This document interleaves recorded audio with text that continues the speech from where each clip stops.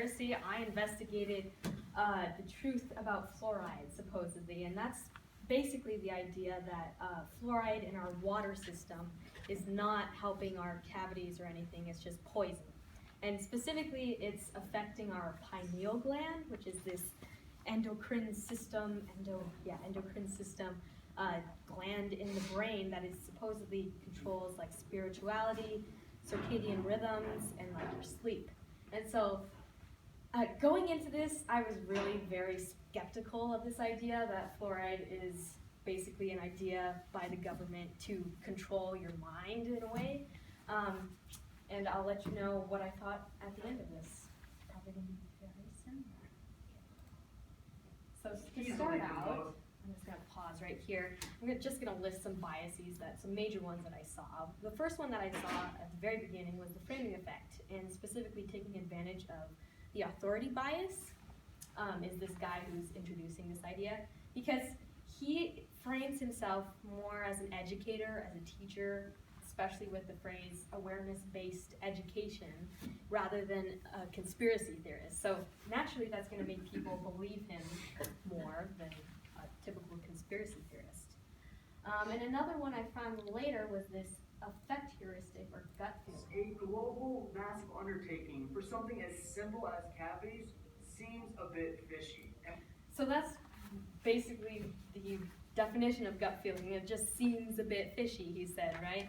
But he doesn't really go into any evidence for that. It's just a gut feeling. It's a feeling. And that struck me as odd and not very credible to me. And then later on, he goes into apophenia. And why is to think of the pineal gland, one of the most important metaphysical aspects to life when it comes to spiritual awakening. I did a video on the pineal gland here, so make sure to check that out before we continue. Yeah, so he explains what the pineal gland is and exactly how fluoride affects it, but what really struck me was that fluoride, if it's going into your body, it affects everything, it should, right? And he's talking about very high concentrations of fluoride that you won't necessarily find in drinking water naturally or even added. So I found it really weird that he connected the calcification of the pineal gland, and I also looked into this and I found that calcification of the pineal gland mainly affects really old people, so like 80 plus. They did some research into it, and it really affected their sleep cycles.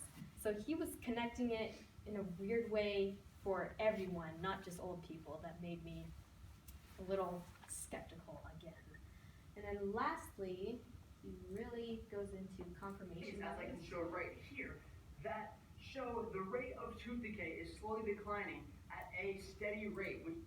Yeah, and so this graphic that he provides is actually from a source that is pretty biased against water fluoridation in the first place. So he's basically picking and choosing his sources to support his idea that fluoride is really bad, it's a poison in the water system.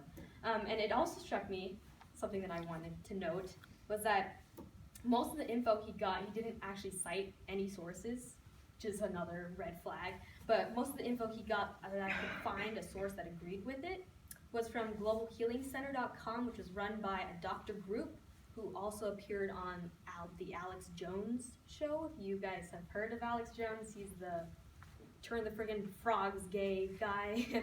So that set off another red flag for me, because if he has another dude appearing on a conspiracy show, that might not be the most credible source, right? And then to conclude, my viewpoint was I still don't believe this. It's kind of baloney. It doesn't seem to have any factual evidence for it, so I decided it's not true.